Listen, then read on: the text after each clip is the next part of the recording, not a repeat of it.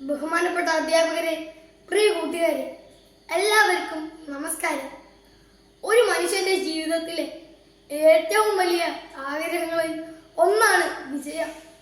വിദ്യാർത്ഥിക്ക് പഠന വിജയം, കായിക താരത്തിന് മത്സര വിജയം, കർഷകന് നല്ല വിളവ്, വ്യാപാരിക്ക് വളർച്ച, തൊഴിലാളിക്ക് പുരോഗതി. ഇങ്ങനെ എല്ലാവരും വിജയത്തിന് വേണ്ടിയാണ് ശ്രമിക്കുന്നത്. എന്നാൽ എന്താണ് ഈ വിജയത്തിന്റെ യഥാർത്ഥ രഹസ്യം? വൈദ്യുത ബൾബ് കണ്ടുപിടിച്ച തോമസ് ആൽവാ എഡിസൺ ആയിരക്കണക്കിന് പരീക്ഷണങ്ങൾ നടത്തി. പല വട്ടം പരാജയപ്പെട്ടു. അങ്ങനെ ഇരിക്കെ ഒരാൾ അദ്ദേഹത്തോട് ചോദിച്ചു, ആയിരം തവണ തോറ്റിട്ടും നിരാശ തോന്നിയില്ലേ? അദ്ദേഹത്തിന്റെ മറുപടി ഇപ്രകാരമായിരുന്നു: ഞാൻ തോറ്റിട്ടില്ല, വിജയത്തിലേക്ക് എത്താത്ത 10,000 വഴികൾ കണ്ടെത്തിയതേ ഉള്ളൂ. എഡിസൺ പരാജയത്തെ തോൽവിയായി കണ്ടില്ല, മറിച്ച് പഠന അനുഭവമായി. ആ മനോഭാവമാണ് അദ്ദേഹത്തെ ചരിത്രത്തിലെ ഏറ്റവും മഹാനായ കണ്ടുപിടുത്തക്കാരിൽ ഒരാളാക്കിയത്. പരാജയങ്ങൾ ജീവിതത്തിന്റെ ഭാഗമാണ്. പക്ഷെ പരാജയത്തെ ഭയന്ന് പിന്മാറാതെ വീണ്ടും ശ്രമിക്കുന്നവരാണ് യഥാർത്ഥ വിജയികൾ.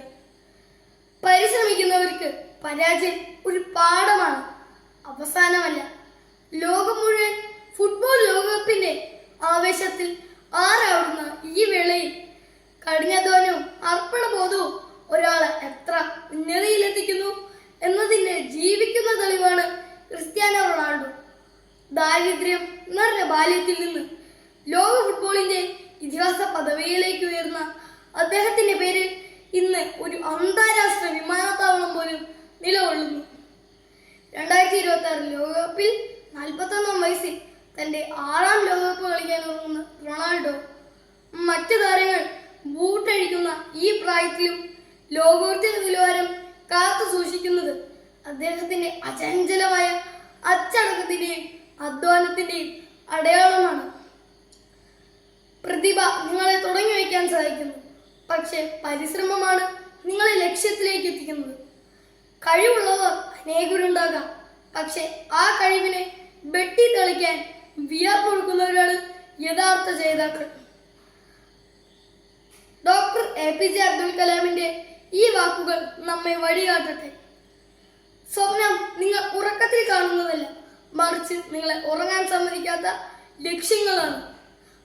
അതിനാൽ നമുക്ക് വലിയ സ്വപ്നങ്ങൾ കാണാം. ആ സ്വപ്നങ്ങളെ യാഥാർത്ഥ്യമാക്കാൻ കഠിനാധ്വാനവും അർപ്പണബോധവും കൈവിടാതിരിക്കാം. ജീവിതത്തിൽ എത്ര തടസ്സങ്ങൾ വന്നാലും തളരാതെ മുന്നേറാം. കാരണം വിജയത്തിന്റെ വാതിൽ തുറക്കുന്ന ഏറ്റവും ശക്തമായ താക്കോൽ പരിശ്രമം തന്നെയാണ്. നന്ദി, നമസ്കാരം.